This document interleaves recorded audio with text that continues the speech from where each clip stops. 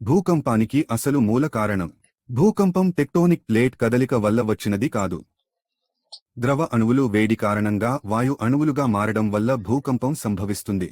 అగ్నిపర్వతం, శిలాద్రవం, భూమి కోర్ మొదలైన వేడి, భూమి నుండి వెలువడే వాయు అణువులు భూకంపానికి కారణమవుతాయి.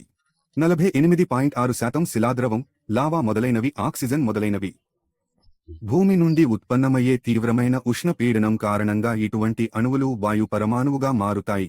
భూకంపం, అగ్నిపర్వతం, శిలాద్రవం, భూమి కోర్ మొదలైన వాటికి వాస్తవ మూల కారణం వేడి. భూమి వివిధ మూలక లోహాలు మరియు నిరంతరం తిరిగే వివిధ పరమాణు ప్రపంచాలతో తయారవుతుంది. ఇవి భూమి అయస్కాంత క్షేత్రాన్ని ఏర్పరుస్తాయి. ఇది వేడిని కలిగిస్తుంది. ఉదాహరణకు, మనం అనేక శతాబ్దాలుగా రాగి కాయిల్ను తిప్పుతూ ఉంటే ఫస్ట్ కాయిల్ వేడి చేసి, ఆపై రెండవ కాయిల్ నిప్పు పెట్టి, ఆపై మూడవ కాయిల్ కరుగుతుంది. భూమి అగ్నిపర్వతం, శిలాద్రవం, భూమి కోర్ మొదలైన వాటిలో కరుగుతున్నట్లుగా ఇప్పుడు భూమి తీవ్రమైన వేడి కారణంగా ద్రవీభవన దశలో ఉంది.